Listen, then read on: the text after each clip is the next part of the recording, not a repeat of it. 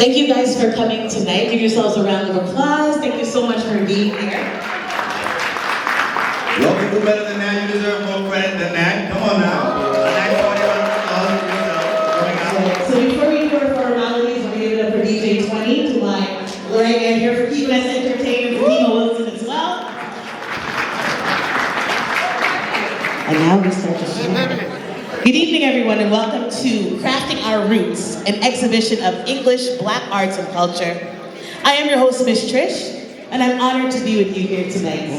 And I am your co-host, Akil Aline, and I'm really fortunate to be able to participate in this event celebrating the richness of Black culture, heritage, and history with all of you here this evening. This evening is not just about performance and entertainment, it's about preserving and uplifting our cultural heritage, ensuring that our voices of our community are heard and recognized.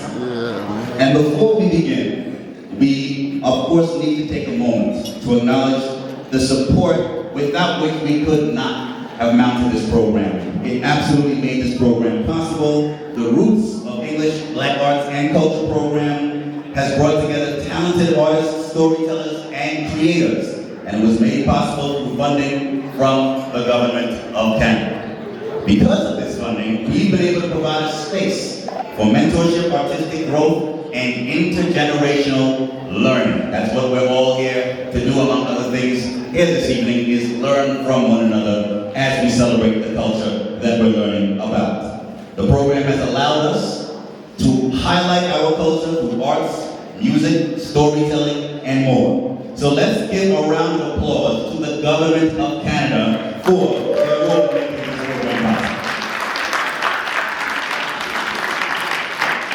And now, to officially begin our evening, we ask that you stand as we honor our history and identify with two powerful anthems, if everyone could stand up. Please welcome the incredibly talented Zena Edwards as she performs the Canadian National Anthem, as well as lift every voice and sing the Black National Anthem. Put your hands together for Zena Edwards, everybody.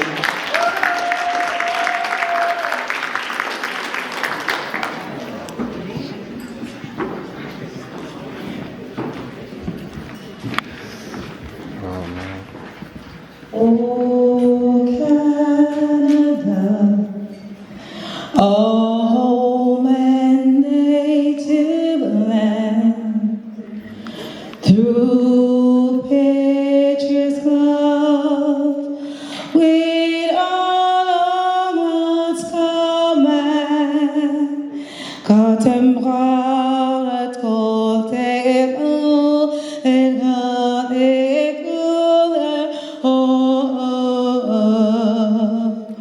oh, far and wide, oh, Canada, we stand on guard for thee. God, keep our land glorious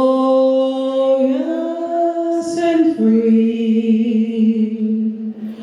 Oh, Canada, we stand on guard for thee. Oh,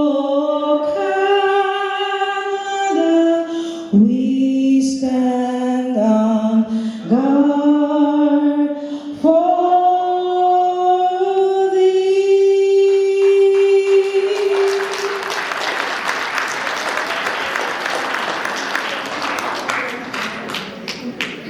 Lift every voice and sing till earth and heaven ring, ring with the harmonies of liberty. Let all rejoice, sing, rise, high as the listening skies. Let it resound till victory is one.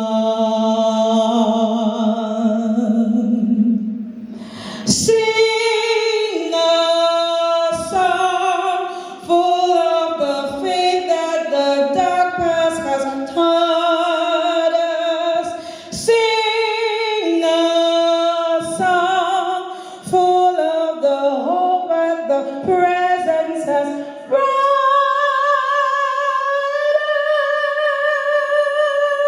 us. Facing the rising sun of the new day begun.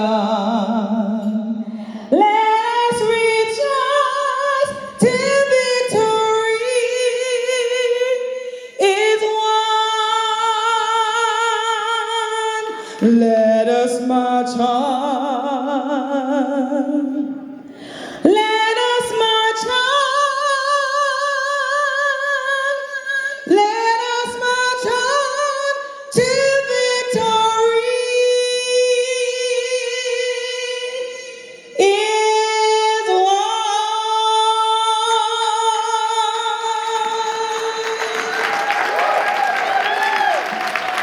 Zena Edwards, everybody. Thank you so much, Zena, for that scintillating performance.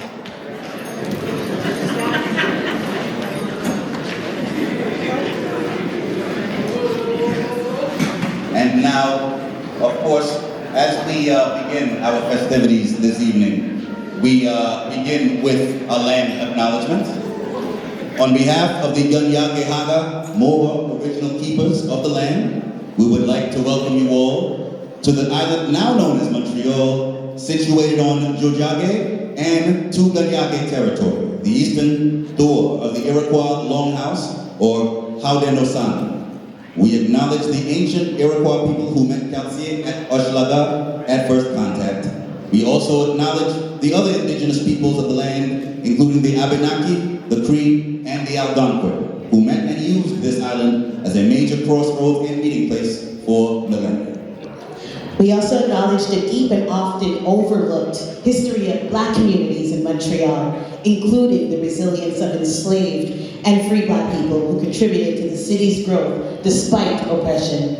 From the historic presence of Black loyalists and Maroons to the vibrant Little Burgundy neighborhood, home to Black cultural and social movements, we honor the ongoing contributions of Black individuals and communities in shaping Montreal's cultural, social, and economic fabric.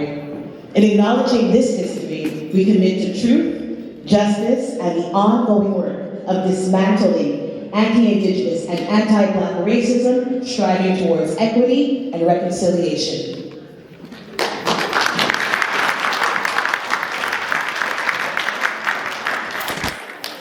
And now, I know you guys heard music the whole time and everything like that. We have some rhythm bringing to the stage. So does anybody know West Can in the room? Perfect. So now let's bring rhythm and energy to the stage. West Can Folk Performing Company, founded in 1978 by West Indian immigrants to Canada, quickly established itself as an ambassador of Caribbean culture. Looking for a sense of community in a foreign land, West Can's founders created a space where Caribbean folk culture was able to foster a sense of belonging and pride while celebrating the diverse heritage of the Caribbean through enchanting dance, rhythmic music, and captivating visuals. Here they are, West Can dancers and drummers.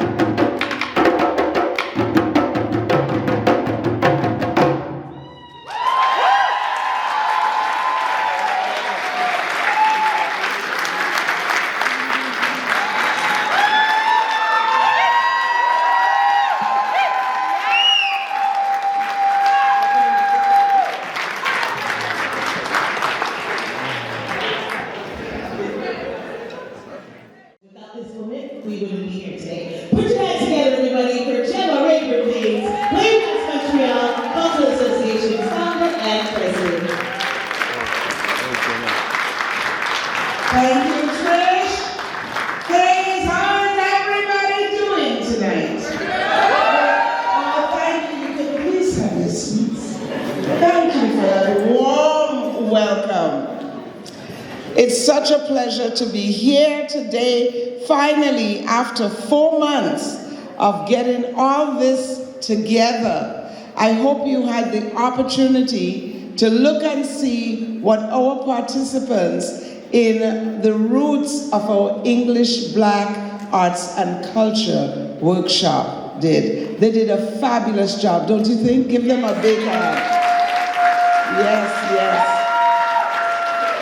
We had so much fun working with the participants, the community who came out to support this wonderful workshop.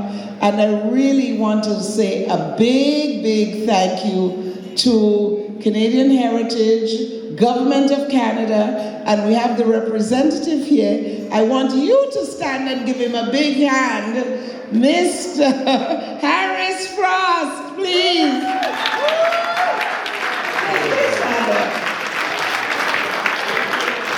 There he is. He's shy. He's like me, very shy. Thank you, Harris. Thank you so much for guiding us through, and we hope to make you proud. Tonight, you are going to laugh. You might even cry, because we have some really great performers, and we have some new calypso singers in Montreal that you are going to experience tonight. And it was all done by doggies, and we call them doggies and his little puppies. So, doggies and his puppies will be performing tonight. And of course we have Kim Dominic Ferguson. Please stand up, Kim. Wonderful poet, actor. He's so great, and he was a facilitator for our poetry. And let me tell you, it was so much fun. You're going to see and hear them also. And here we have, you see the beautiful headpieces? Stephen Payne is here. And Stephen Payne is a great mask maker, one of the best we have here in Montreal. I think we found him out in Toronto also. But it's, he came, and let me tell you, the students did a fabulous job making their headpieces, and they really, really enjoyed that. There's Adrian Jackson, who did the quilting and gave us the history of Black American quilts and beadwork.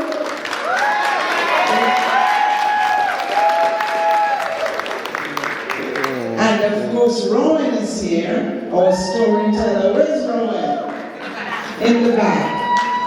Hi, Rowan, thank you for the storytelling. She's excellent, excellent, excellent. So we had a great, great, great time, and we want to show you tonight what the students did, and you know, our Black arts and culture coming alive tonight. Thank you so much for being here, and I want to introduce, I think, can I do that? Can I introduce this lady who is so, creative? You see all the work with all the excerpts from the poetry, and you know, she did it all. I want you to welcome the manager of this program, who really did a fantastic job and held us up, all the people on the committee, with all the great ideas and creativity. Please welcome Miss Latoya Belfort.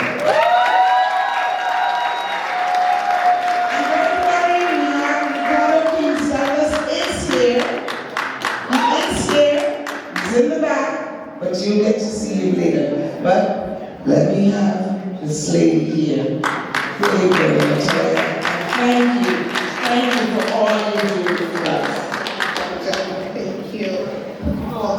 Indeed, give it up for Gemma Rayburn,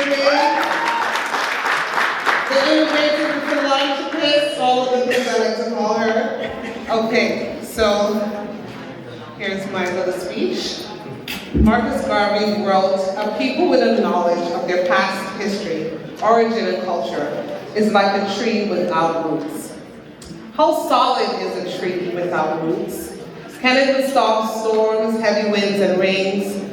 Does it bend every which way, succumbing to the environmental pressures of this world until it is uprooted, never to know its first land or home?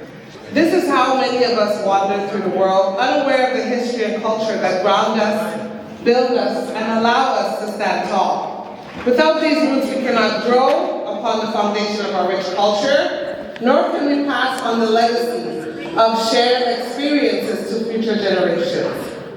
We lose the role of being narrators of a proud, continued history.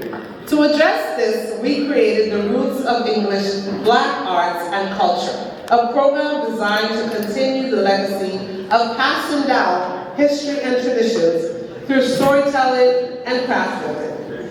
It connects people today with the history and traditions that have shaped their identities and communities. Over the span of 14 weeks, workshop attendees learn the roots of storytelling through poetry and calypso while engaging in hands-on craft building and beadwork, carnival headpieces, and quilting. Through this experience, attendees discover that the origins of storytelling lie in the oral traditions of West Africa, and the early calypso served as a political tool to inform villages about governmental policies. They also explore how beadwork holds historical significance, how carnival traditions are rooted in the legacy of slavery, and how quilting was used to create maps and convey messages during the Underground Railroad. We often participate in cultural traditions without understanding how deeply connected we are to their origins. With this program, we have begun to bridge that gap, showing the importance of our roots in building a stronger foundation for those who come after us. Let's take a look at this video. Thank you.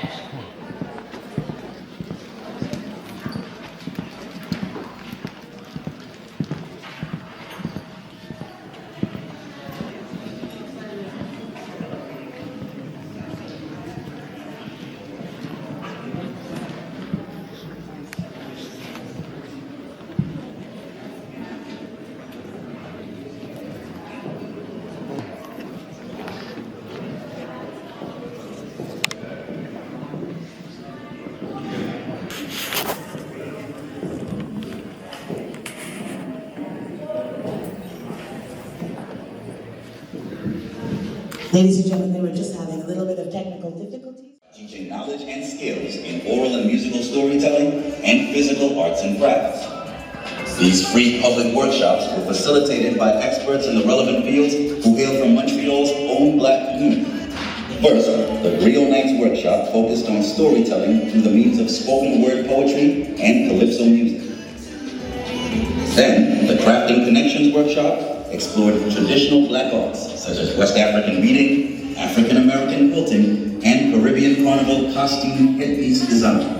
Join us in promoting and perpetuating this program to help preserve Black culture here in Montreal. Help us make the magic last forever.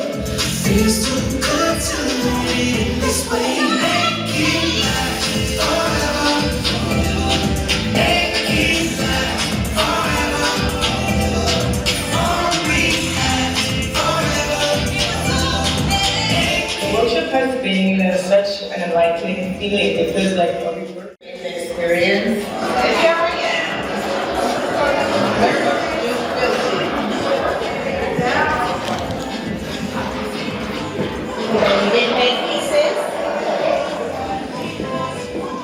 An award-winning poet whose words have the power to move us. As you saw, she was the facilitator for the storytelling segment of our Roots of our English, Black, and Arts and Culture program. Everybody, please put your hands together for Rowan Higgins.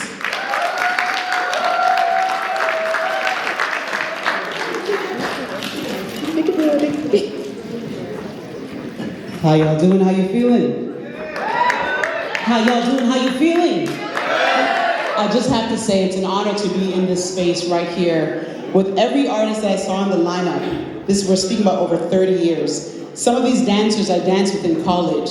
Panis, we have a producer here and I've done his series and we performed on stages together. Some of these babies weren't even birthed and dancing here, and it's just amazing to see an intergenerational cultural movement.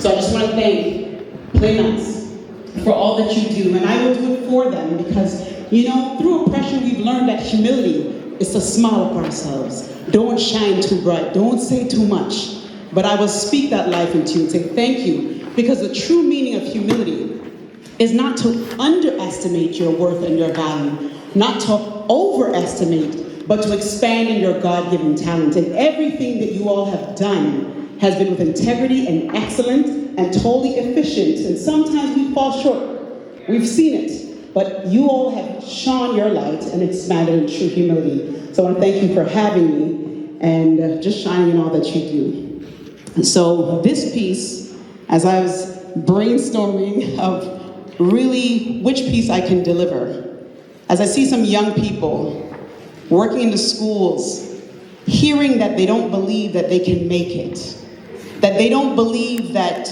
you know, their history matters, not understanding the wealth and the riches in them and where they come from, who they are and whose they are and who they can become and the legacy that they can leave. And the opportunity I had to do this project was amazing, because it doesn't matter the age, the capacity, that people forget that we are all storytellers, that we are all creatives, and that we have rich, rich, rich history to build on.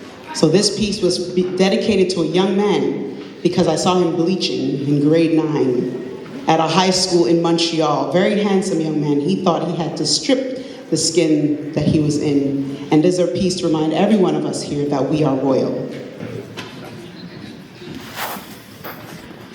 I came from the Gold Coast, swaddled in kente. My story, your story unfolds, history untold. Now watching our children erasing their melanin because people on screens and magazines are telling them it's dope. Selling them a sickening game of Simon Says, played throughout time again and again, following instructions on every station saying, straighten your hair, sharpen your nose, sag your pants, dip and swing your arms low, play dumb, hide your books because massa will beat you. That was then, but you still let massa mistreat you. And that slave master is you. Holding our own nooses because we don't know our truth. Hanging off a tree, swinging like strange fruit over our roots, which holds a rich serum to nourish our youth. You see, we allow society to keep our riches underground. We allow society to keep our accomplishments underground. Railroadage, under gum boots.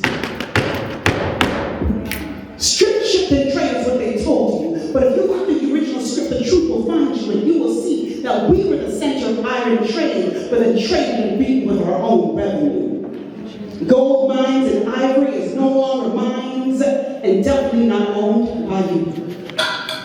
Our riches and identity is now a rare find, that stolen and hidden, our worth was always sought after. But here we are chasing that sage-colored cut present paper, something that we wouldn't do if you knew that before our currency was green, purple, blue, whatever the Canadian currency color is. Our currency was gold, baby. History untold of Nubian kings and queens, from Kush to the Serengeti. Our riches is a great big part of our identity. From great black leaders, teachers, inventors, builders of a great dynasty. But here we are being untold history. Listen, y'all, we are more than shipped cargo, cotton picking, music making, ball throwing, ganja bunning, drug dealing, slang talking, Afro unbelievable wearing people.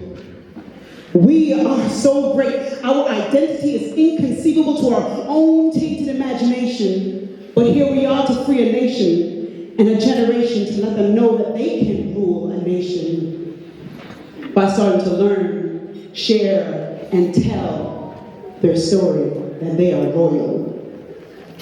So from this day forth, I no longer want to see Africa on her knees begging for mercy while her children scream, I can't breathe. I no longer want to hear children being taught in class from teachers, hearing lies that they come from poverty when they actually came from royalty, when actually they are royalty. I no longer want to hear these lies. I no longer want to hear them being taught lies, because you are, we are, you are royal, royal, royal, royal, royalty. We are royal, royal, royal, royal, royalty. I am royal, royal, royal, royal, royalty. With me, we are royal, royal, royal, royal, royalty. When I say royal, you say T.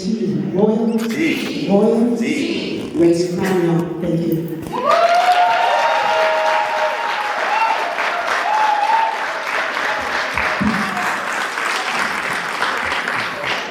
One more time for Roman ladies, everybody. So now we're going to play a beautiful video montage to my left, please. Kim Dominique Ferguson is a Montreal-based writer, spoken word artist, and dedicated mentor, known for his contributions to literature and performance. Ladies and gentlemen, put your hands together for Kim Dominique Ferguson.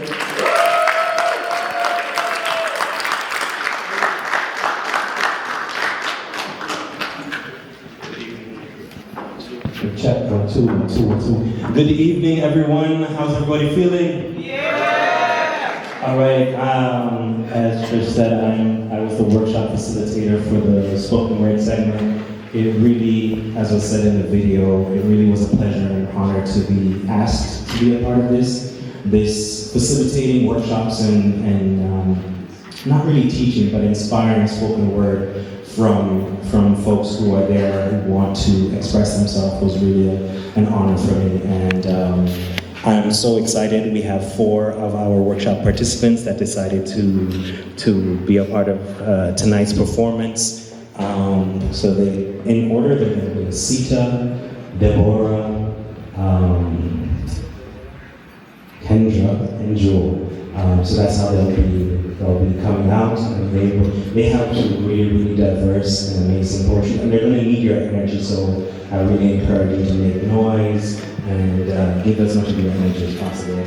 And because I'm also a spoken word artist, I'm going to share something with you.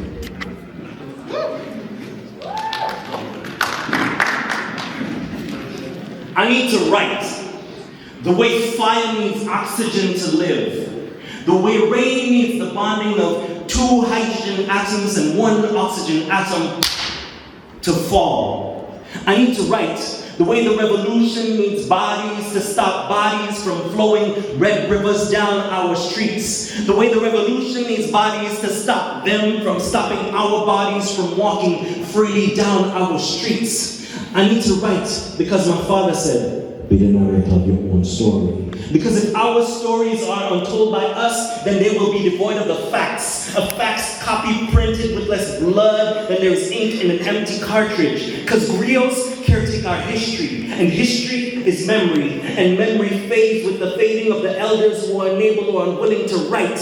I need to write until fingers are worn, stubs too now to type, so I dip the tip of the needle like pen into my veins, extracting my erythrocytes and leukocytes combined into a sea of red ink printed on the paper-thin bark of a baobab tree, absorbing genealogically a hieroglyphic story. Because I can be monstrous, engorged with the pain and disdain I feel, and these words are written on the pages of a journal listed on my computer as my private thoughts. Read when I am ash. I need to write because I miss my father. Miss the way he used to sing to me, happy birthday to you. And writing is the only way I'll ever recapture the magic of having such an amazing dad. And I'm terrified that I'll forget him. And if in the next century I do, I can listen to these words with a hearing aid that's so advanced that I can count the beats of a hummingbird's wings, and that reignites my cerebral cortex, jumpstarts my hippocampus, and I remember Dad with love. I need to write, because it was engraved on my amniotic sac, read my future written on the placenta cocoon I grew in until I was born. Because I got things to say about what we can do to change the story. Speculative fiction, that shit into a new vibration, celebrating freedom 16 different ways fast. No, the fuck I'm not watching another movie about slavery o'clock. I need to write, because without writing, there is no new perspective, no fiction speculative, no ancestors rising from the ashes, freedom and phoenix reborn, no beast within me unchained and howling at Mother Moon. Without writing, we cease to resist. Without writing, we cease to exist. So I confess to you, I need to write the way fire needs oxygen to live, the way rain needs the bonding of 2 hydrogen atoms and 1 oxygen atom to fall. Thank you.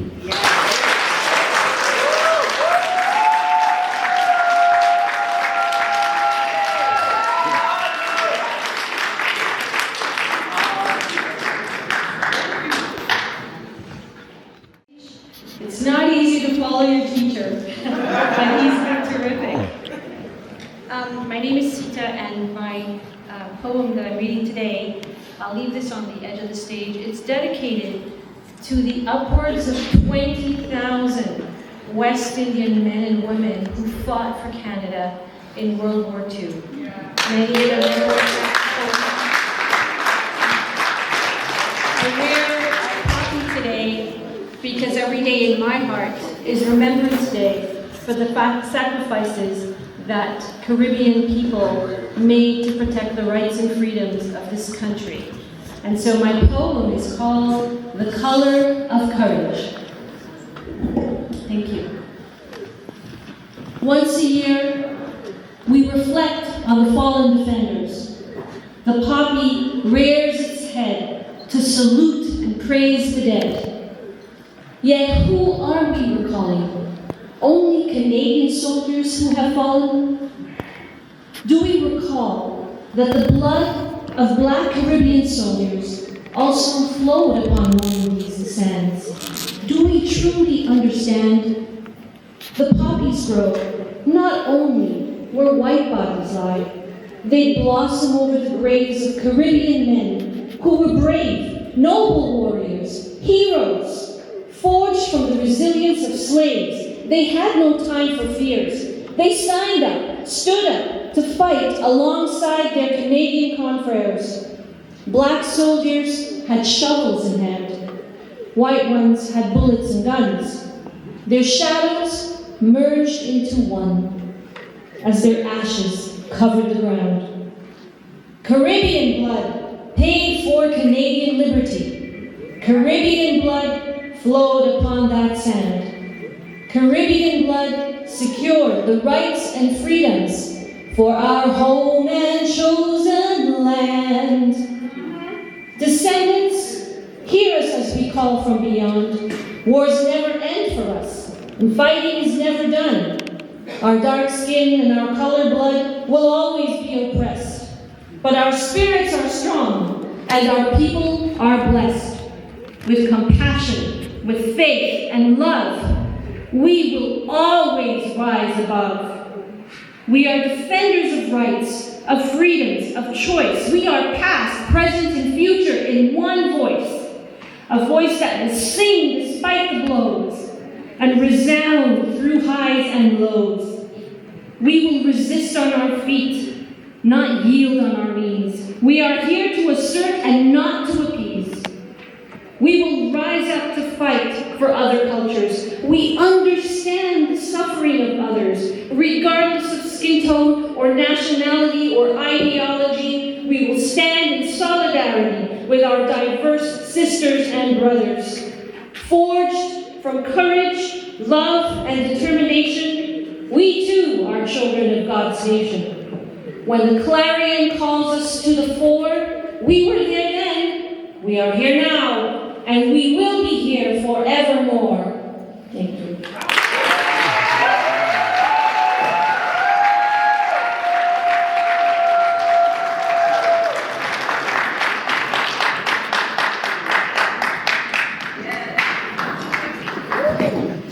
Hello everyone, my name is Deborah. I will be sharing a poem I wrote called Time. I would love for you all to join me and echo the word time every time I chant it. Time. Time. What is it? Freedom. Where is it? Are we free or is it just an illusion? Time. Time. We are taught from young not to speak our minds, to keep all our thoughts bottled up inside. Time. As a teenager, there it is again. We keep quiet so we don't offend. Time.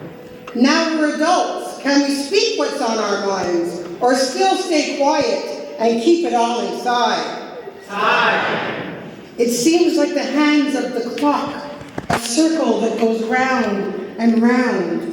When will it stop? We ask ourselves. I don't want my thoughts to be left on the shelf.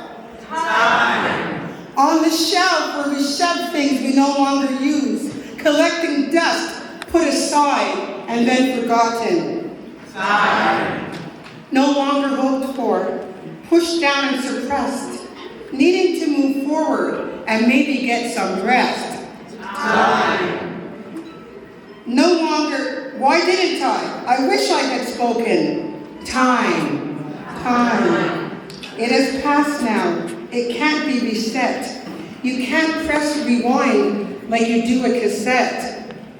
Time. It is ticking away like a clock. It cannot be hindered. It cannot be stopped.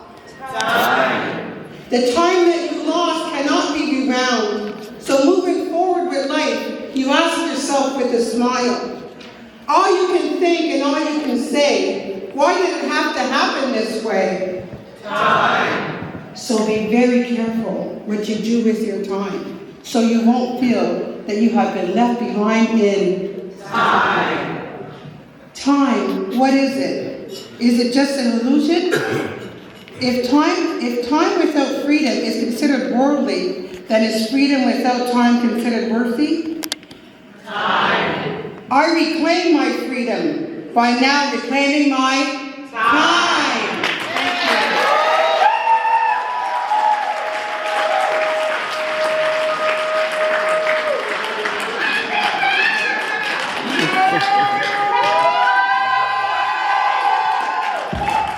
Thank you guys. My name is Kendra and I go by Kendra Nicole. And today my poem is called A Bubbly Girl.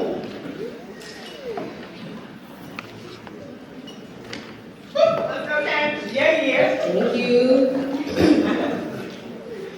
My throat is not, my words are slurs. My chest is tight, my heart is sore. My feelings and thoughts come crashing in like waves.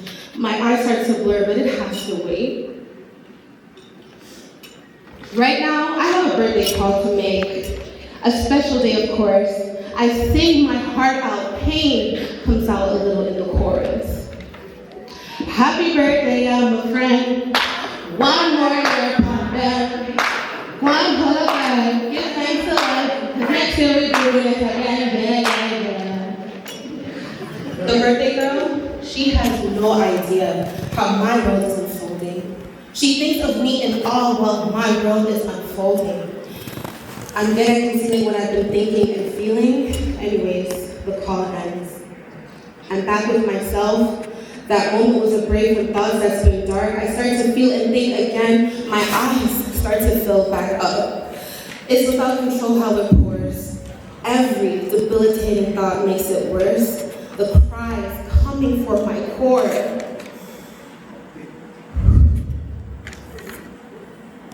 But the next call comes in, and without the words action being said, I'm back being a bubbly, happy girl on the other side of the phone, being there for a friend.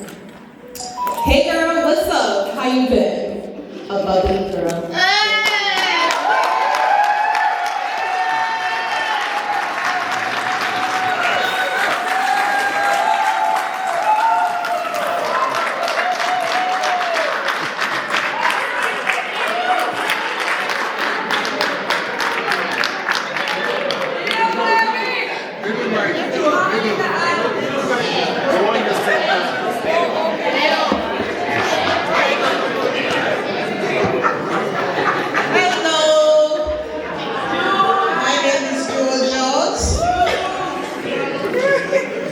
And my poem is called My Ancestors and Me. I was raised by my grandmother, so you know what that means. It's hard to imagine what my ancestors would like me to know.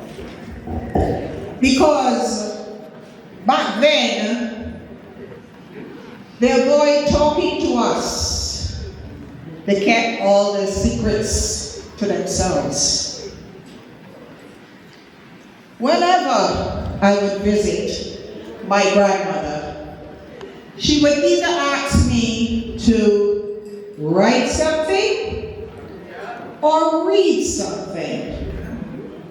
So I said to myself, maybe she doesn't want me to know that she doesn't know how to read or write.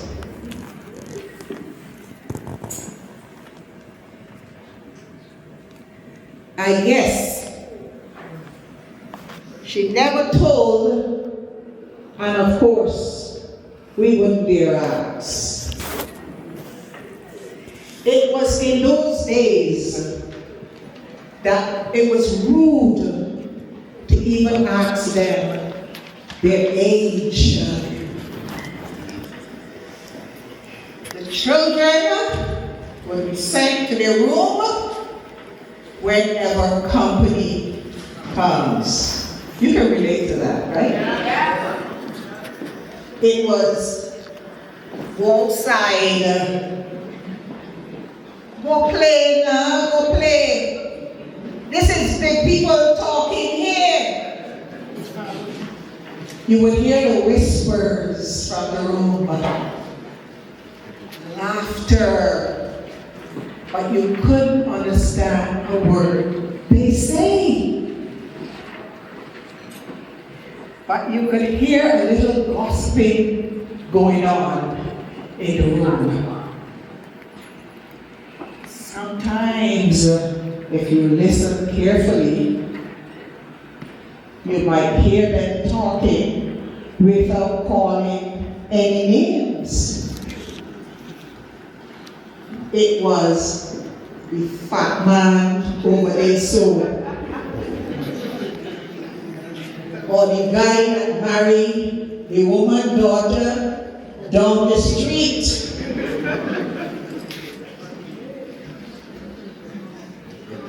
No names calling, so we would never know. But you know not, when everything was said and done, we never was no wiser. Thank you.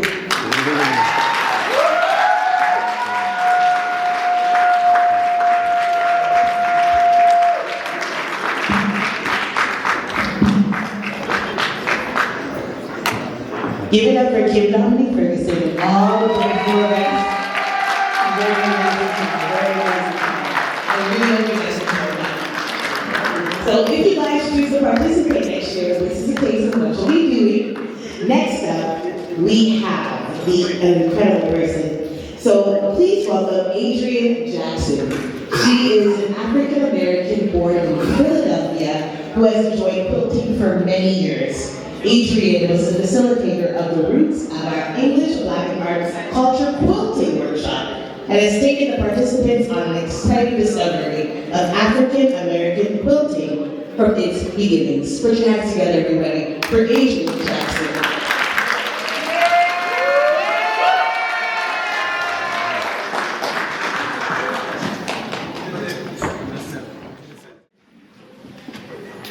Good evening. Well, as you know by now, my name is Adria Jackson, and I was the facilitator for the quilting workshop. Just professionally, just to give you an idea of who I am, I had a translation company, technical translation, for over 50 years, mostly right here in Montreal. And I also taught technical translation at the University of Montreal. As a break from technical work, I took up handcrafts, knitting, crocheting, needlework, and also quilting. The latter basically because of the technical precision required for measuring, cutting, and sewing. Then, I was introduced to quilting as a reflection of cultural roots of communities around the world. And I discovered how it mirrors the roots of English Black culture in Canada and the United States. Quilting has a long history in Canada, starting with the European settlers who first came to the land that is now Canada in the early 1600s, when quilting was a necessity. As for its African Canadian and African American roots, the arrival of quilting had a tarnished side, where the outcome is far brighter now. African Canadian and African American quilting was a product of slavery and was practiced as a necessity by the African women and even men who used what fabric they could salvage to make clothes for their families. Their bedding was quilted from 2 layers of fabric and a middle layer of raw cotton, leaves, or whatever could serve as stuffing. Those difficult early roots have produced what is now regarded worldwide as an art form, with the quilt patterns and practices dating back 300 years, now being honored, prized, and displayed in major museums across North America and Europe. Much has been written about the history of quilting in Canada and the US. And I encourage you to learn more about this fascinating aspect of English Black culture. You will discover tangible symbols that carry deep meaning and resonate within our culture. We will now look at a video taken by an excellent videographer, Akil Alim, which will show you what fun we had, what we learned. And in closing, I just wish to commend the participants in the workshop, some of whom had never sewn before, and who did the beautiful pieces that you will see displayed here. Thank you.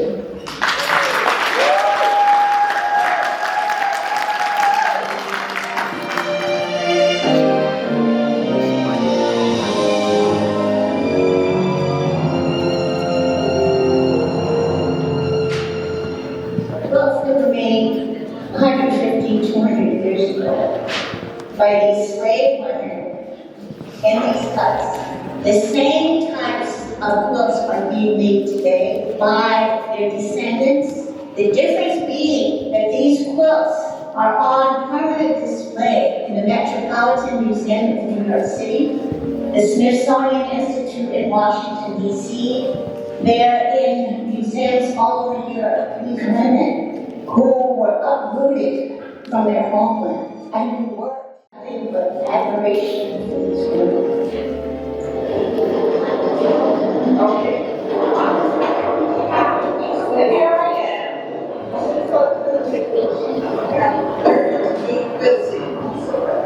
I'm learning to do something I've not done before because I'm not a machine person.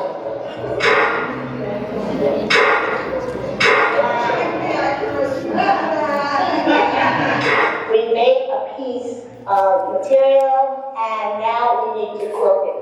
Quilting is sawing through all the pieces of what you have made. It can be decorative, it can be a straight line, it can be anything you want. So quilting is not just sewing. Quilting is putting 2 or 3 layers together and securing them together. I don't want to do anything but I end up doing something.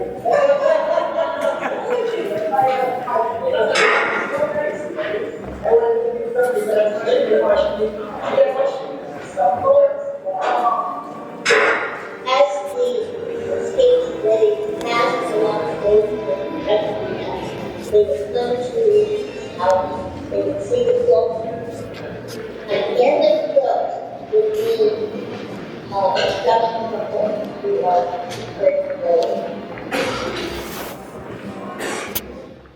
Expert, Miss Vivi Fabuloso.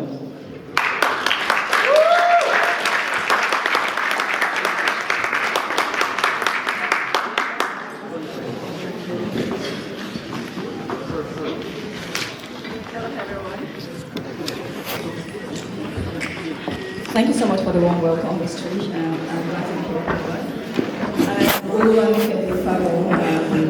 I facilitated the beadwork jewelry workshop. And yesterday I got the attention of one of my colleagues that saw me wear a fancy jewelry on one of the Fridays and said, "Ifemi, this is really nice. Where did you get this from?" And I said, "I did." "Oh wow, you are being my promotion," and that was how I started. She posted that on Facebook, she tagged me. Then I started getting DMs. Okay, what is this? What is this? So you make this so, oh my, not just makeup. So, that is it. I started making custom jewelry commercials for brides to wear on the traditional wedding day, apart from offering bridal makeup styling services. Beadwork is the craft of creating designs using beads, either sewn onto fabric, strung together, or woven. Historically, it has been significant across cultures, particularly in African civilizations like the Zulu in South Africa and the Maasai, where beads served as decoration, status symbols, and communication tools. For the Black diaspora in English culture, beadwork preserved African traditions during colonial times and remains a symbol of identity and heritage in modern fashion and art. Bead colors and patterns often tell stories about life events, sacred status, and spirituality are seen where I come from. Beads are worn by elders, by royalties, and wedding days of special functions. Today, contemporary designers use beadwork to honor their roots while adapting it to modern identities. Beyond artistry, beadwork is a powerful medium for storytelling and cultural expression, encouraging individuals to connect with their personal and ancestral narratives. For example, in Nigeria, when we get married, let's use the people, for instance, you see them wearing heavy red beads. I don't know if you've seen that online before. So that's telling a story of where they come from. You can trace the culture. During the training, our beaded jewelry participants learned the simple span necklace with stretchy and hoop earrings, like what I'm wearing, the 2-layered necklace, top earrings, and stretchy bracelets. Thank you all for listening.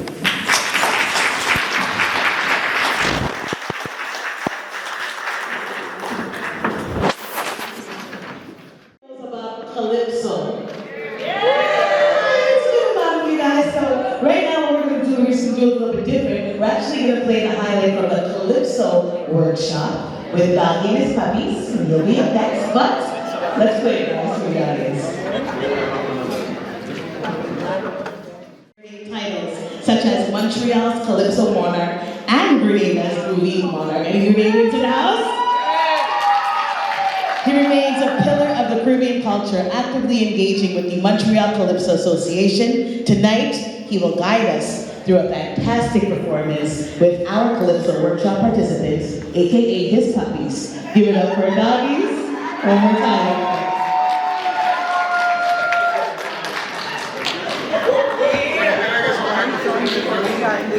You did? Turn it on. Switch it on. Switch on the mic. Yeah, okay, thank you. Thank you, Sister Trish. And I want to say a pleasant good evening to everybody here. My name is Byron Cameron, better known as Doggies in the calypso world. And I was a facilitator for the Roots program dealing with calypso. And just to give you a brief, calypso as a music that we know in the lower part, Eastern Caribbean, it's really a form of music that originated in West Africa. It was brought over to the Caribbean by slaves from West Africa, and it kind of took root around the 17th century. Now there's a fact that the calypso, it was really a form of music called calypso, K-I-E-S-O. I don't know how many people here are familiar with the word calypso. Growing up as a youth, we always hear the word calypso, but calypso was really used to identify a really, really good calypso. That's how I had it. But I never knew that the word calypso was where the word calypso actually came from. Okay, so calypso is actually a real word, all right? And there's another fact about calypso that it really originated in Trinidad and Tobago. Okay, so this is a world fact that calypso began in Trinidad and Tobago, along with the Carnival that was imported to us by the French. The Carnival that we know in the Caribbean was brought over by the French during the slave period.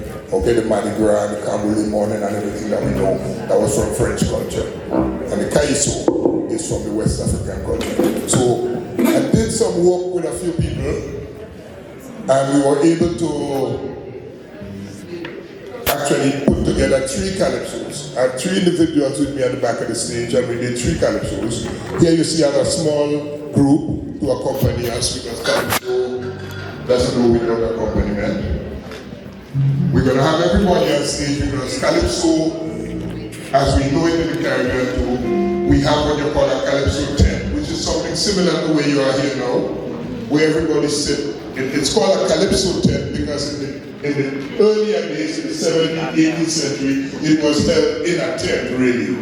Now we hold it in buildings, but we still call it a calypso tent. Okay? So it's a similar semblance to this. But in calypso, what you have is the background vocals. You have the lead singer and you have the background vocals. So we've never had background vocals, but in calypso tent, what you find happen to is everybody learns everybody calypso. So the 4 of us here tonight would be helping each other with the backup singing, all right? I just want to say one more thing. I really want to thank the people from Heritage Canada for promoting such a dynamic program. I want to thank the people from Roots Cultural Program too for giving me that opportunity to be a part of something like that. All right? Thank you guys very much for coming this evening.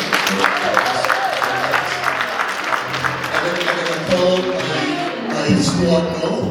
Alright, so Cynthia, can you please come on? Cynthia, Joel, Deborah. I'm gonna have all the squad with me, and we're gonna do it collectively, alright? But you're gonna have the individual singers, but you're gonna have the backup singers.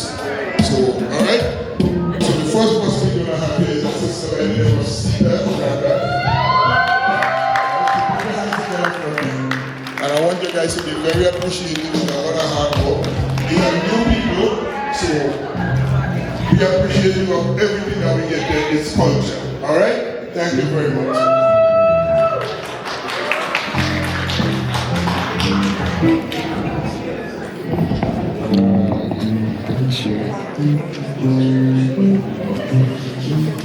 Yeah, everybody can hear me?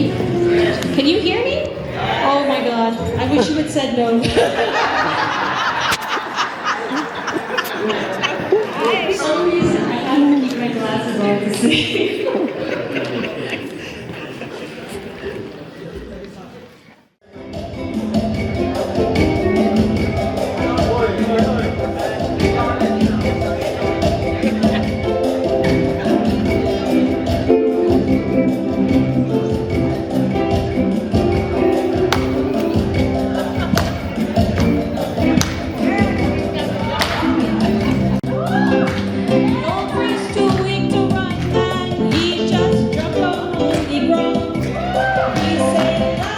Please don't leave me, I beg you, I am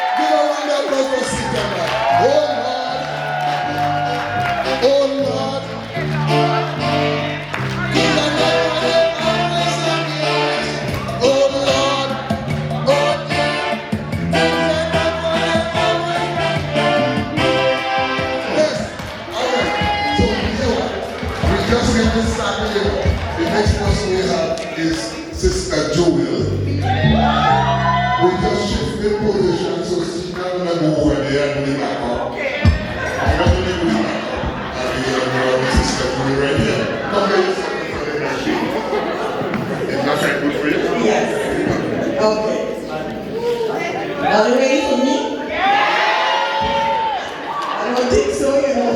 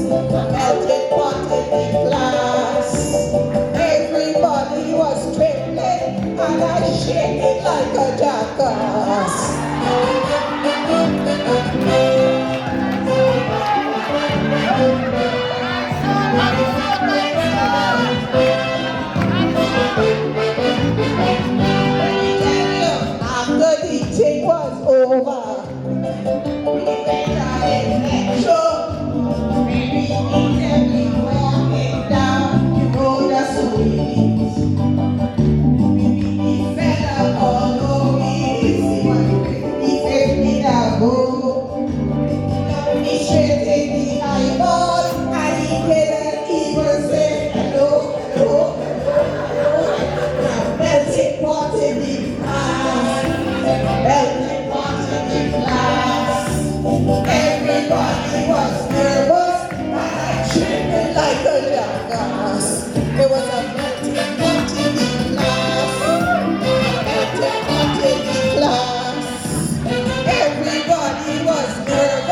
and I shake it like a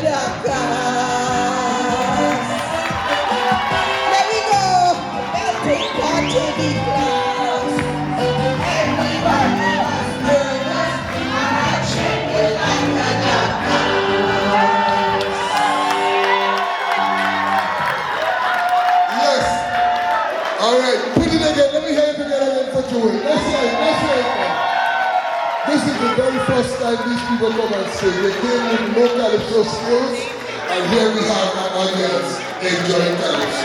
Alright? So that was success. That was success. Thank you very much, Canada. We're going to do this thing again. Alright, so the next person we bring on is Sister Deborah now, with another big time calypso. Alright? Get ready and listen. Come here, sister.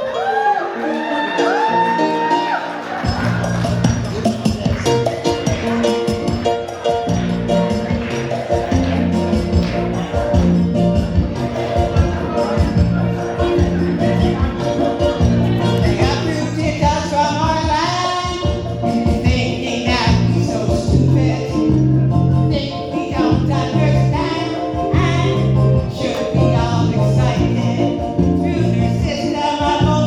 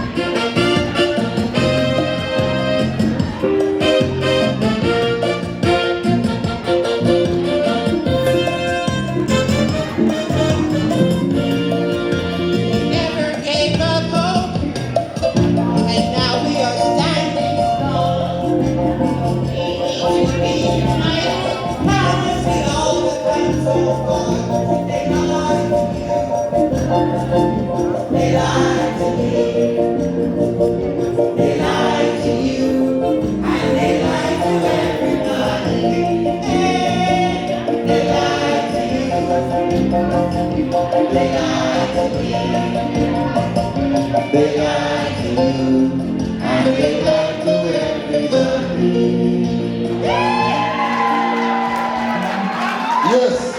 Okay. Well, that was the crew that participated in this workshop. All right. So next year when we do it, we don't have 3 more people, we have 6. I'm gonna do 2 verses for you in my calypso now, and we make the intermission. All right.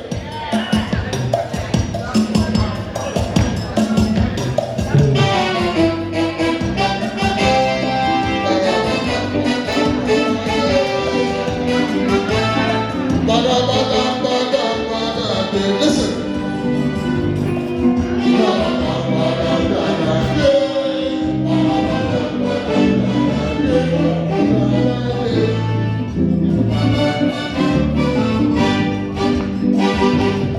For too long, I've seen my people suffer.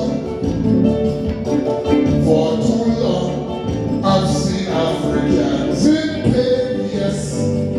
Well, is it because we really think that we differ? Or we find it hard to accept that we are the same? Well, it's a point that I am making, and Africans must realize that other nations keep progressing while Africa is in demise. We should be proud of our culture, proud to call Africa home. So let us join and work together instead of trying all alone. Because we try, but still we can't make it.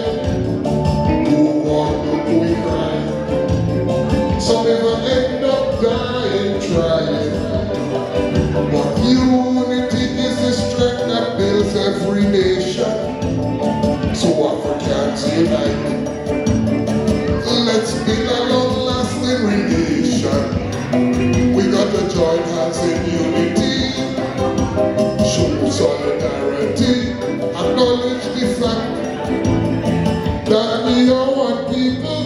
I say, for united we will be strong, but divided one for long is what time we think. You know a chain is as strong as its weakest link.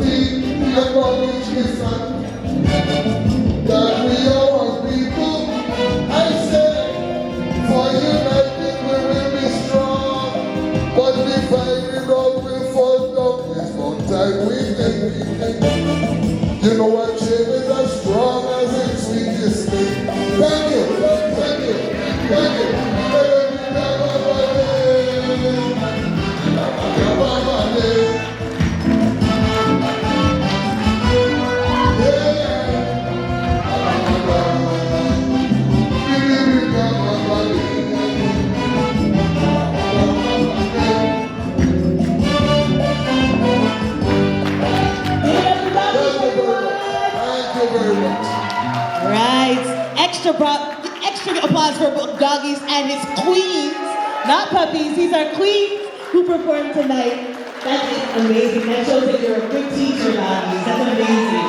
Yes, you guys are amazing, right? Let's hear you go now.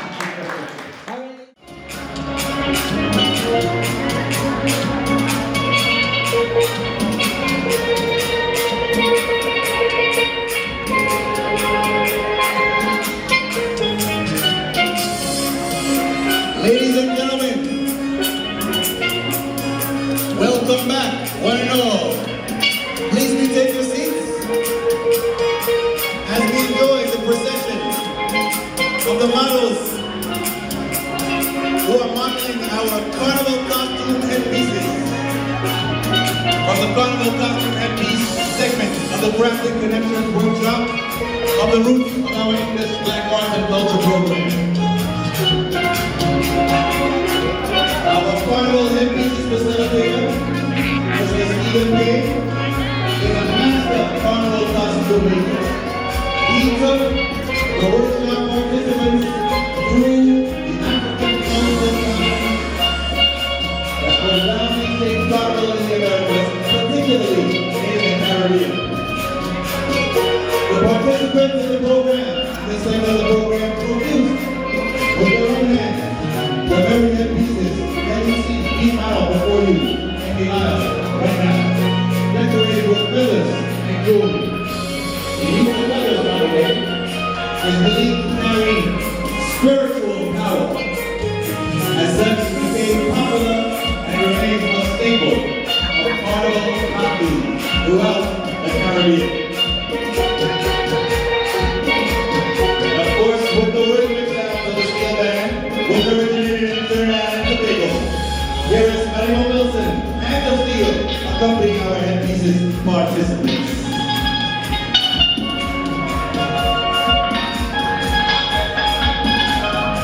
Now don't be shy, feel free to put your hands together to the music.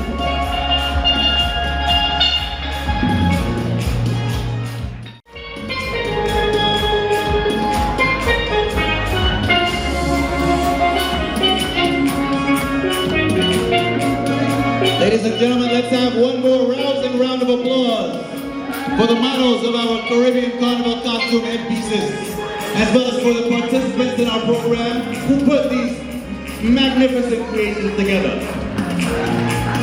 That's right, ladies and gentlemen, put your hands together, raise your voices. Woo!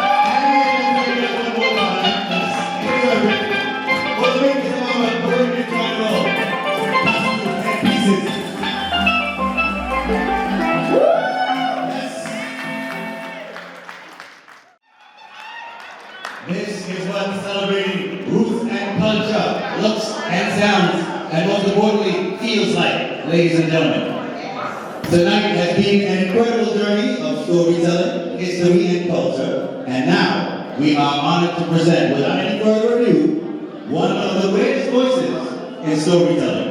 A man whose words captivate, inspire, and transport us through time and history.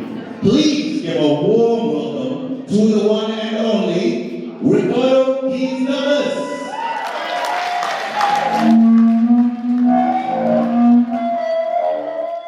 You hear me? Yeah. Hello, hello.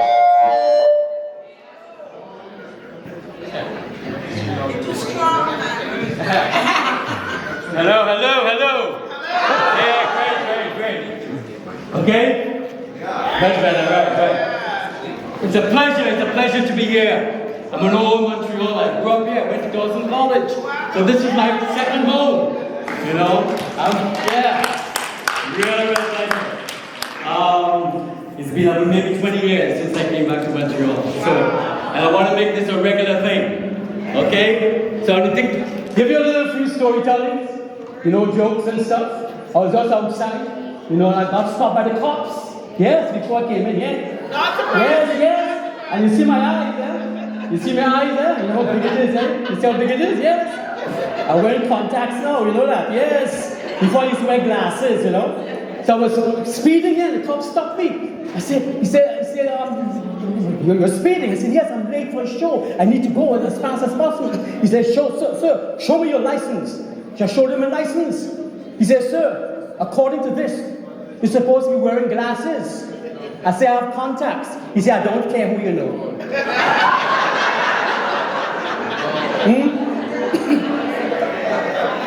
I meet a fellow outside coming in. He said, boy, Ricky, how you doing, Ricardo? How you doing? I said, well, how you doing? I don't know the man from Adam. He said, I'm seeing a long time, man. Hey, I say you're dead. I say you're in jail. And if you don't know my culture, when somebody say they didn't see you for a long time, that they think you're in jail, that means they didn't see you for a long time. But if they say, hey, I say you dead, I say you in jail, that means they didn't see you for a very long time. So I meet this fellow outside, boy. He said, Ricky, don't remember me, boy? We sit down on the same school bench. The man looked older than rope. He said, you don't remember? He said, me? Yeah, looking at the man, I can't remember him, boy. He said, hey, Ricardo, you're looking well. And in Grenada, when they say looking well, it's fat, you're fat. Your blood type is gravy. When mosquitoes see you, they'll say, buffet. So all of I try and I look into this guy, I can't remember him, boy. And then I remember him, it's my good old friend, Okro. Now I ain't seen Okro in a long time. I never see Okro telling me I'm looking well. If you see Okro, it was looking at it like looking at it through a magnifying glass. I said, Okro, how you do, boy? How you do so much weight? He said, boy, that's how life is, boy. You live once, you have to eat twice. I said, but in this day, you have to eat a balanced diet. He said, yes, I eat a balanced diet every day. A plate of food in each hand. I said, Okro, if you come and stand up on the scale now, he will say one at a time, or to be continued. But that is my friend Okro. He loves life, he loves to give jokes and stuff. So one day I go on to visit Okro, and we're going on live and thing, you know. So I downstairs, you know, and I hear a big noise, like somebody scream out. So I run upstairs, and I say, Okro, what happened? He have a big burn on his face. I say, Okro, what happened? He said he was ironing and the phone ring and he answered the iron by mistake.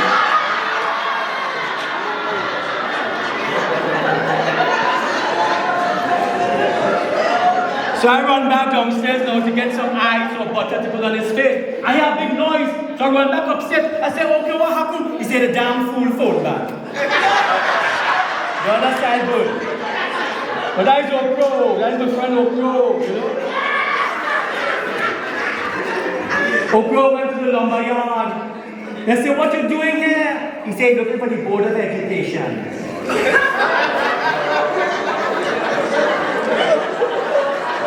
Think about that one. Okro got a job in the bank. That's my friend Okro. he tell the Rasta friend, he said, let me tell you something, boy. Monday morning, bring 2 bags of marijuana to the teller. Yes, say yeah, because they know they're trying to illegalize marijuana. They know everything is legal now. So bring 2 bags of marijuana to the bank. So he bring 2 bags of marijuana. So the teller run to me. He said, what's happening? You tell your friend to bring 2 bags of marijuana to the bank. How you can do that? Yes. You can open my joint account.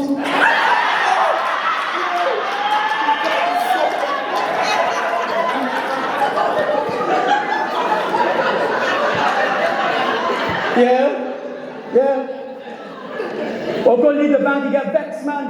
You run outside, you run up a mango tree, they say, oh, bro, what you doing up there? You say, you want to be a branch manager.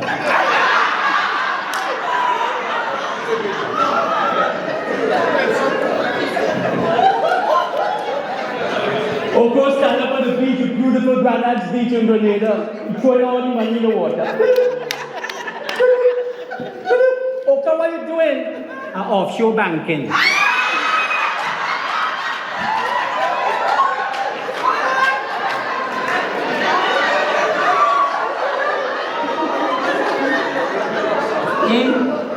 Guys, if that's your friend, Oko, eh?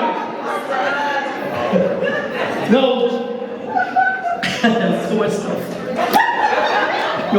Anyway, Oko now, really side note. You know, oil is one of the national dishes in a country, Grenada, you know? So, yeah, oil long. You know that how kind of oil long, they put in everything in. The only thing they put in oil long is that coffee. You know? So, Oko and I love gone, boy.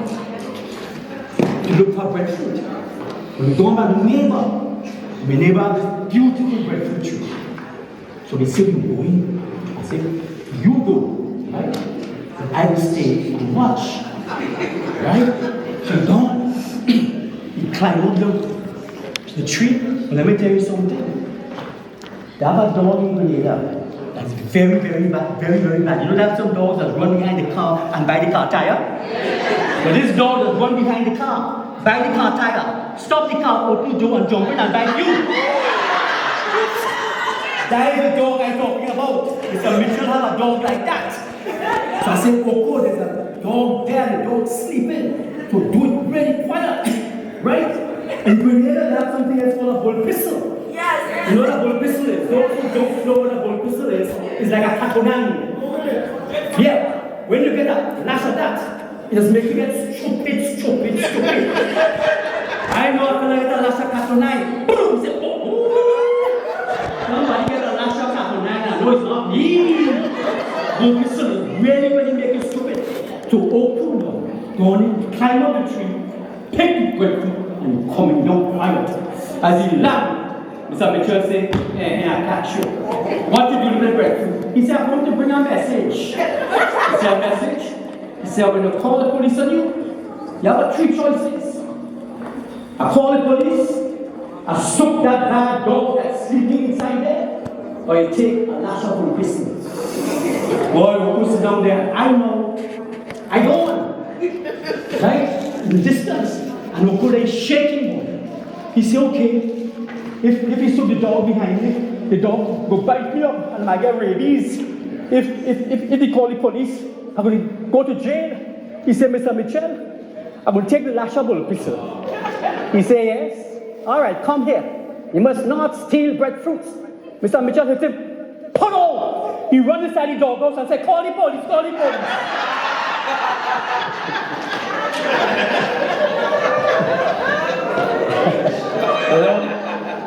So you have to know sometimes when to talk and when not to talk, right? Because only in Grenada we're stress-free in the Caribbean. We are the only people who just talk to cockroaches and mosquitoes before we kill them. You never noticed that? You don't think you go back there? You think you go back there? No way! Take that. Where are you going? Where are you going? Yeah? The other day I kill a cockroach the other day. I kill it, the cockroach died, I'm sure. When I do that in the park, the cockroach gone. 2 minutes later, I see the cockroach coming across with a band-aid. That's the kind of roaches we have. So you have to be stress-free in the Caribbean, right? So I'll tell you a story about a Caribbean person going skiing for the first time, right? And this incredible heritage session, workshop is an incredible thing. So congratulations to Claymas, Gemma, the team, everybody. This is fantastic. It really brings people together, communities, and just people in general, because we're so into the high tech now. We're so into computers and TikTok and stuff, you know, that we don't really communicate like this. And this is magic. Storytelling is incredible. So I want to picture this Caribbean boy, man, me, going skiing for the first time. The storytelling, they have all kinds of storytelling. The oral tradition is very important. There is straight storytelling, there is comedy storytelling, there is acting storytelling. They're all different styles of storytelling. So I'm going to do a character storytelling. Now one day, during the winter season, my two good friends, Pinky and Tommy, invited me to go skiing with them up north to a beautiful chalet called the To Ski or Not to Ski Chalet. So the only chalet I know is a chicken restaurant downtown called the Swiss Chalet. And you can walk to it. But this is a ski chalet up in the mountains. And they tell me it's a beautiful chalet and have a wonderful time. So every time, you know, since Pinky and Tommy arrived in Canada, they decide they must learn to ski. Because back in the islands, they used to see it in the movies and it always fascinated them. So now they can ski and they're pros at it. But me, I never wanted to ski. I don't intend to ski. And I don't want anybody to teach me how to ski. Because I believe if God wanted me to ski, he'll give me a size 40 foot. Anyway, tell him thanks for the invitation, but I take a snow check. And right away, Pinky started quarreling. And when Pinky started quarreling, just really quarrel. Like people say she put a quarrel in quarrel. First she has quarrel. And she has a beautiful Caribbean accent with a lovely Canadian lilt to it. I mean, when Pinky starts to speak, people she don't even know to stop to listen. First she sound good. So she starts up in her individual accent, how every time she invites me to go somewhere I don't want to go, and only sitting down in front of the TV like a couch potato. And I should take an example from Jamaica, because she said Jamaica ain't have no snow, yet they send a bobsleigh team to the Winter Olympics in Calgary, and they qualify. So she can't see why I, who living in snow, don't want to go and take a little ski. But the only way to stop World War III and Pinky was to accept the invitation. So I said, all right, Pinks, I will go. How far it is? She told me it's a 3-hour drive. You notice these days people just give you distance and time. It's a 3-hour drive, a 5-minute walk. If you step in it, it's a 2-second skid.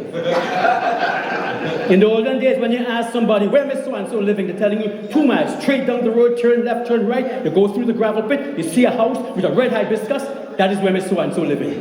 Exactly 2 miles from the time you ask to the time she answered the door. But these days, everybody go on high-tech and computer, no human touch anyway. But you know me, I'm a very cautious man. I like to know wherever I go, I could come back. Because when somebody tells you it's a 3-hour drive, that could be 5,000 miles, you know.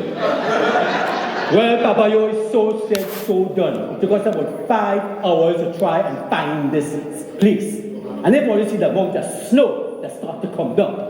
But an angel was with us that day. Because we see a sign and then some snow followed the sign. And the sign said, not to ski. I said, somebody trying to tell me something, not to ski, go home. But they stop and they jump out of the car and they brush the snow off. And the sign said, to ski or not to ski chalet this way. So we went that way.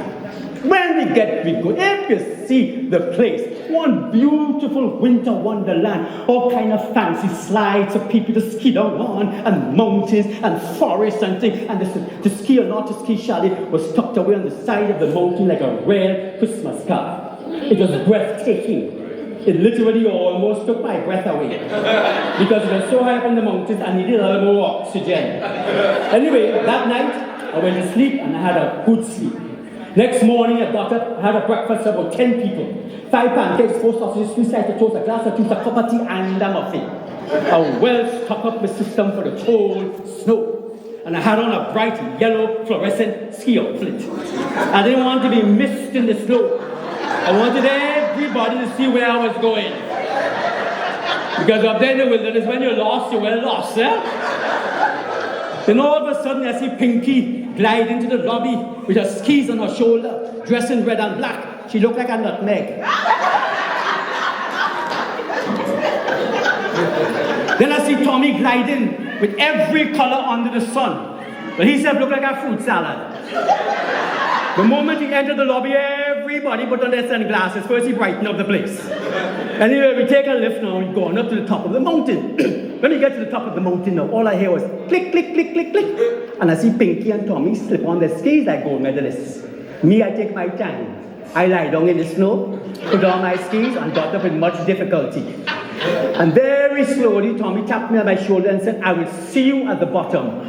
And down this 90-degree ski slide, this man went. If all you see the fancy moves, you'd never believe he was from the Caribbean. You would swear he was born in an igloo. It was same. He leaned to the left, he leaned to the right, he bent his knees, and when he reached the end of the slide, all he heard was, whee! And you see this fruit salad shoot up in the sky, do a somersault, come back down, land on his feet, gone down the mountain, through the forest, and Tommy was gone with style. I was amazed. So I turned to Pinky and I say, Pinks, excusez-moi. But this is not the ski slide all you intend to teach me on. She said, no. This is for beginners, for the advanced. Beginners is further down. I say, oh. Because if this was the ski slide, I had to go down. You might as well phone ahead for the ambulance and tell them to meet me at the bottom. She said, not to worry, everything will be all right here with the fancy action. Everything will be all right here. So, all of a sudden, I see a white fella coming towards me, dressed all in white, from head to toe. He said, look like a quilting. And he told me that's a ski instructor, and his name is Frosty. So you also be there to see Frosty teach me how to ski. Frosty told me I should do this if I want to slow down, do this if I want to do every head thing. Frosty tell me, all kind of thing. And so Frosty is saying, and what Pinky is saying, not to everything be all right, everything be all right. Now why she said everything will be all right? I noticed Frosty talking to me, but he backing back. So I said to myself, I wonder why Frosty talking to me and he backing back. Then all of a sudden, I started to feel a small breeze behind my ears. And then I hear a lady say, Mister, if I were you, I would turn around, you know. I say, why? He says, because it's not going to go to the ski slide backwards. And that is when I realized I was the one on the move and not Frosty. Well, boy, that is when the panic hit me. And I put out the hand. And I grabbed the first thing that it hit. And the first thing that it hit is Pinky. All I heard is, oh God, let me go. Oh God, let me go. The fancy accent going on in the middle like a snowflake.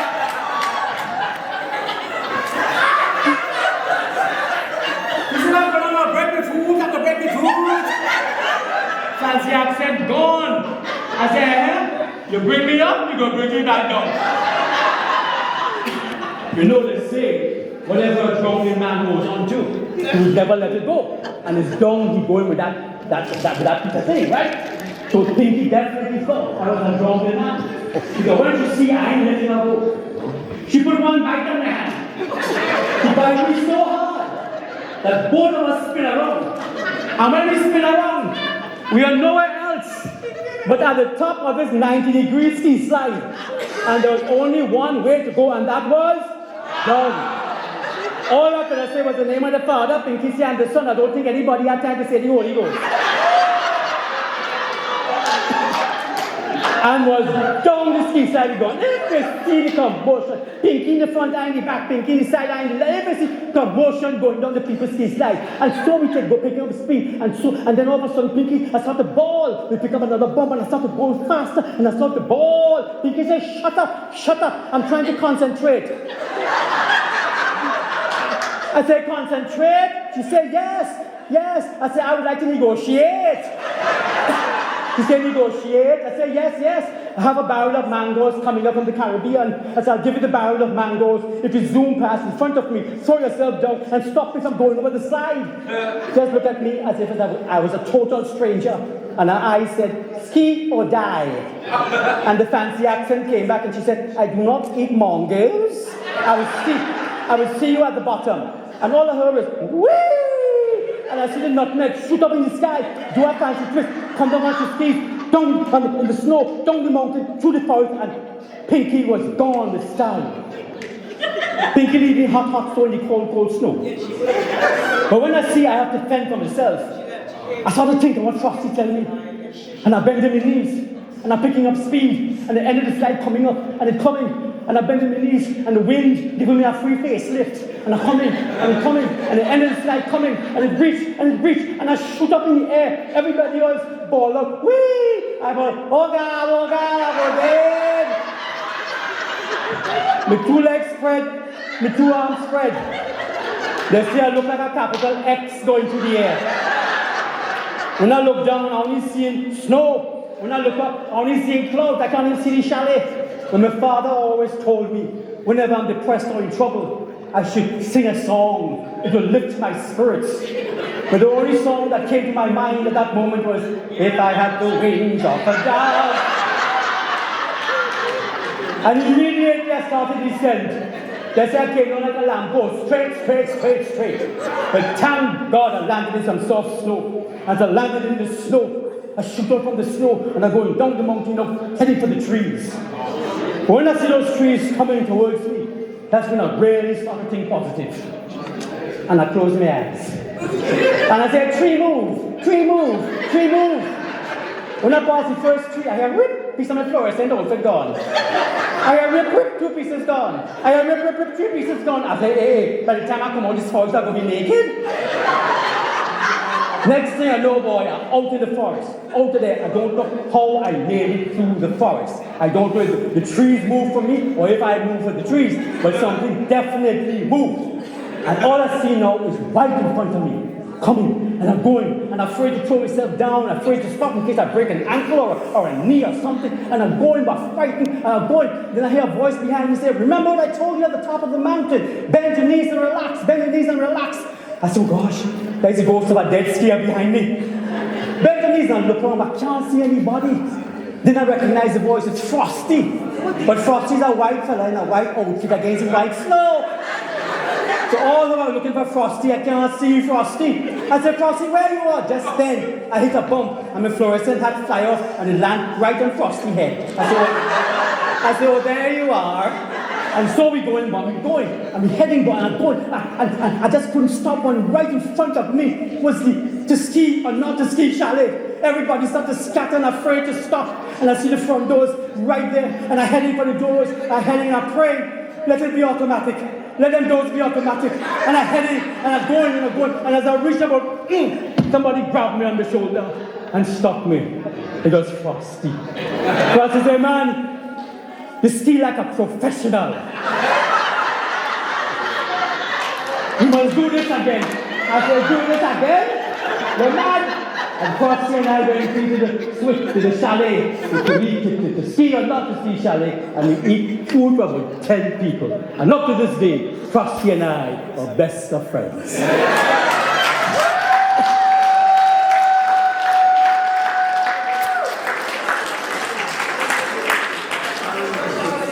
Okay, that's the truth. I don't have much, anyway. Now we have to talk about, just quickly, give her a wonderful gift. She's something one that will remember. So my friend told me there's a pet shop.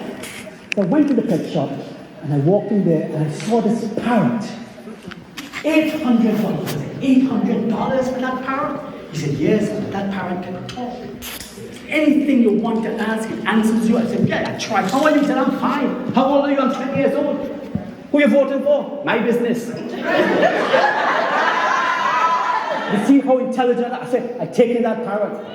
$800? Boy, that's hard. No. Anyway, give it to me. Cage it, pack it, and send it to my godmother as a surprise. So about 3 days later, I called my godmother. I said, godmother, how you do? Oh, I'm fine, my sweet godson. How are you? I'm fine. And I said, how was the parrot? Oh, it was delicious.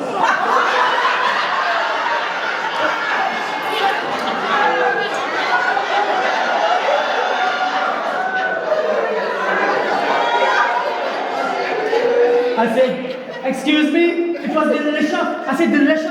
I said, godmother, that parrot can talk. It cost me $900. It can talk. Why didn't say something? You see that? You have to know when to talk. And then you have to know when not to talk. These three fellas building something on the scaffolding fell, and three of them got badly damaged. We had to send them to the hospital, and the doctor, who's incredible, dealt with them and stuff like that, but he said to them, you all damaged your throat. So you have to wear this mask, right? But you cannot talk for a good 3 weeks because of the oxygen, etc. If you talk, if you just say boo, boo, you will fall over and dead. Yeah, okay. Everything good? Yes. You know, they're nodding, yes. The doctor said, good. Remember, not a word. The doctor going out. Here the first one. Doctor, why you say we can't talk again? Book, you fall over and dead. You have to know when not to talk. The other one say, what you stupid guy? Book, you fall over and dead. The third one, look.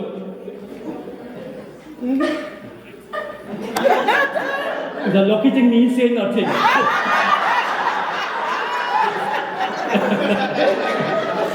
Book, you fall over and dead. So you have to know when not to talk. You know, the children, you know, the kids, the children. Again, there's a young boy, you know, just get his new bicycle. Listen to your mother, listen to your father. You know, going outside, coming down the hill. He said, Mommy, my new bicycle. The mother said, oh Lord, no biscuit, don't. Mommy, look. No arms coming down the hill. The mother start to pray. Oh Lord. Mommy, look. No legs. Oh gosh. Zoom. He passed his mother. He hit a coconut tree. He get up. He said, Mommy, look. No teeth.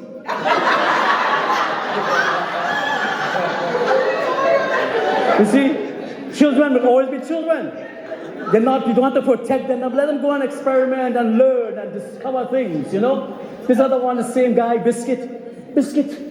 Greedy. He loves to eat food. Every time the mother puts something, he eats everything. The mother says, Biscuit, you have to leave it for your friends or your people coming in here. Anyway, listen, I just baked this cake. And I'm going to town, I'll come back. It's cooling. Please, do not touch it. Don't even taste the icing. Do not touch it. Mother gone, but the mother come back.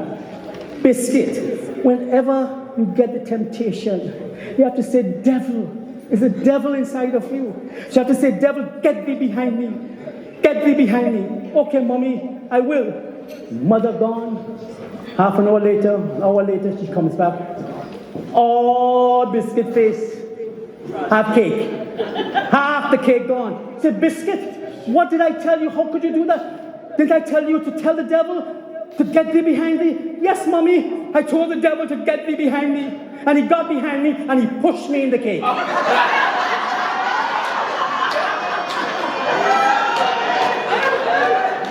So you see. Okay, my friends, before I leave, I'll tell you a real Caribbean story which I want you to take with you and share it. I believe storytelling is about sharing.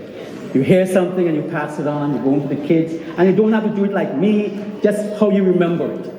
No, in the Caribbean, in Grenada, we have something called La Diablesse. Who knows La Diablesse? For those who don't know, La Diablesse is a spirit woman. She's a tall woman, beautiful, impeccably made up, they say. Always wearing a wide brim straw hat. They say she comes all the way up here to Montreal to shop for cosmetics and go back down.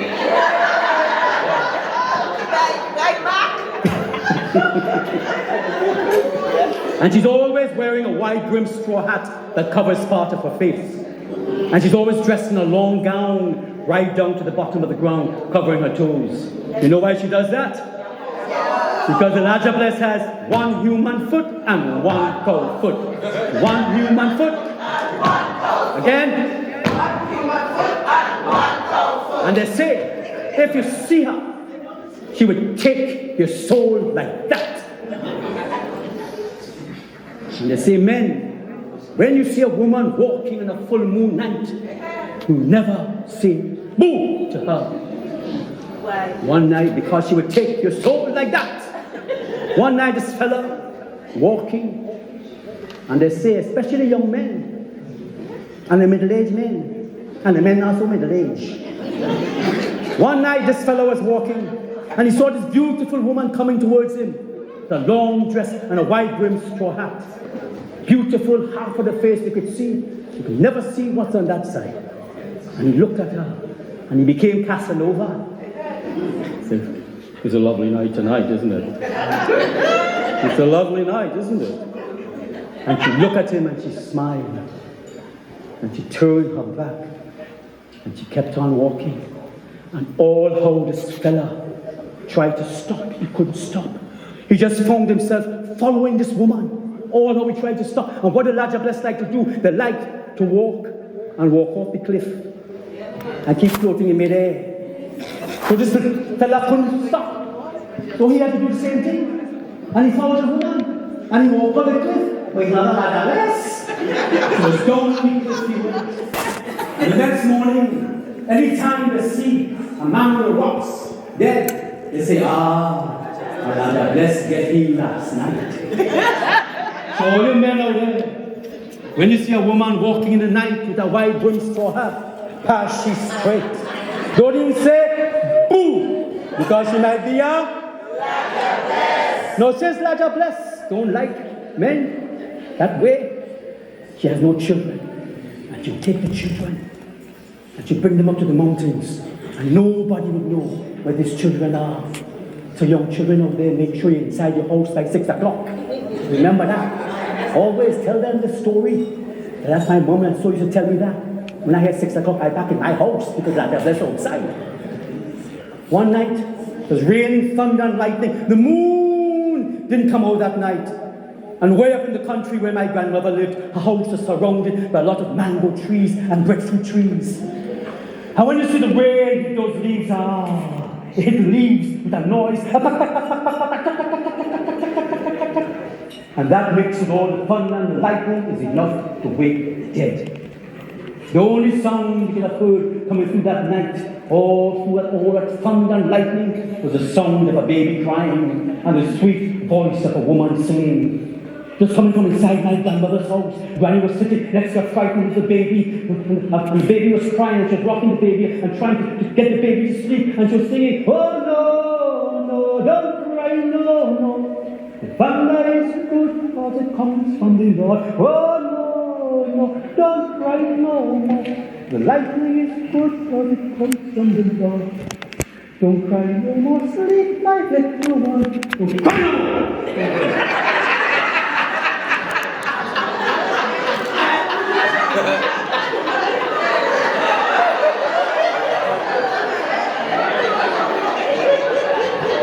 Then all of a sudden, there was a knock on the door. "Who is it?" Granny asked. "It's just a little lady outside. Is it okay if I shelter the rain on your veranda?" Right away, Granny got suspicious. Because what a little lady was doing way up in the country in all this thunder and lightning by Granny's house. But Granny's good heart said, "All right, you could sit on the veranda until the rain eases up." There was silence. "I'm getting more wet outside. Is it okay if I come inside and shelter the rain?" The voice came through the window as clear as a bell. Granny said, "All right, you could come inside and sit by the door." Very slowly, the door started to open, and the woman walked in. She said she was a little lady.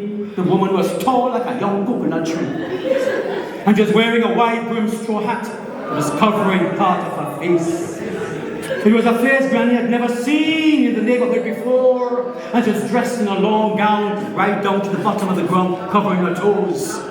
And the bottom of the dress was wet and dirty from the red mud and the rain outside.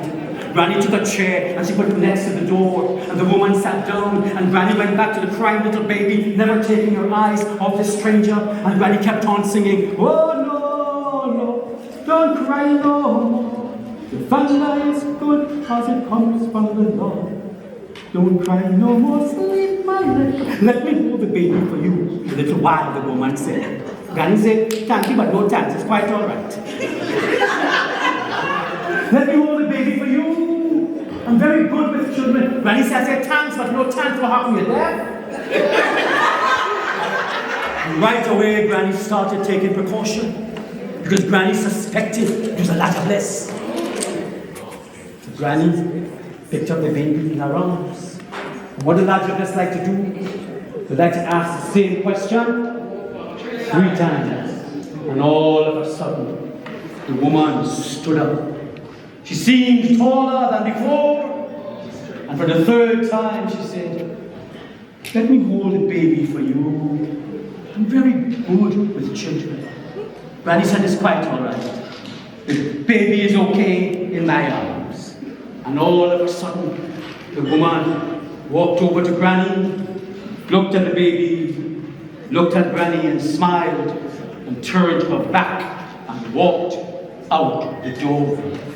And by the time Granny ran to the door to see where that woman was going, she had disappeared like lightning. And the next morning, because of all the rain and the red mud outside, where the woman walked on the veranda and where she walked inside of Granny's house, there were footprints on the flooring.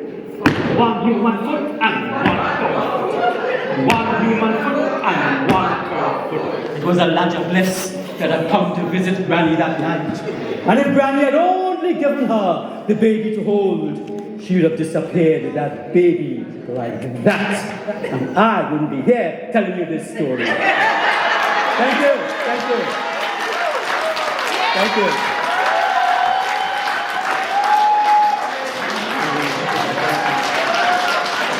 Thank you, thank you.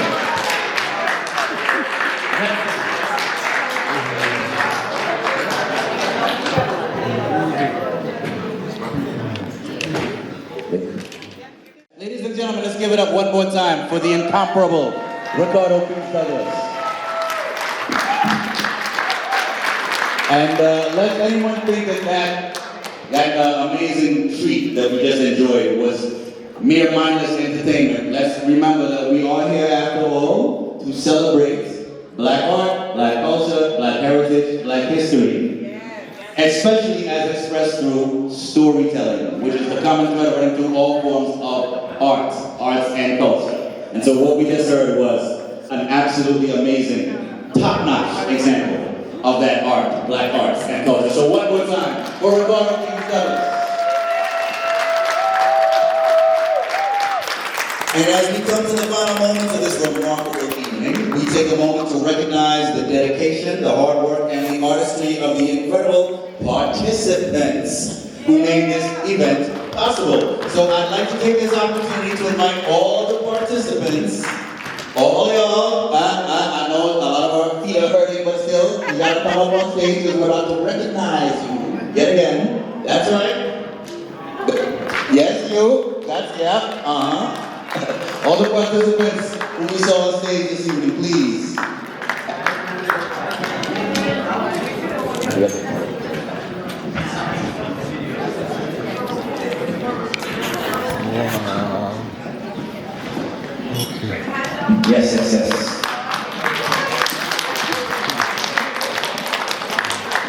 All of those who are in attendance, by the way, whether you perform on stage this evening or not, if you participated in the events, the workshops of our Black Arts and Culture program.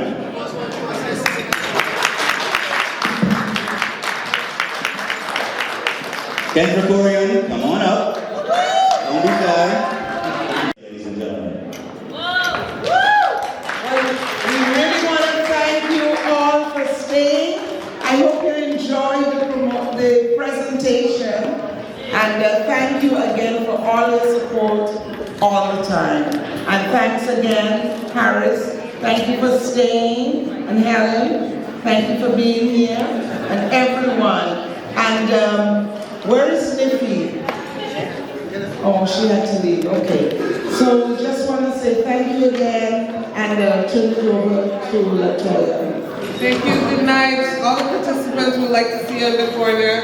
Everyone, thank you so much and good night. Thank you.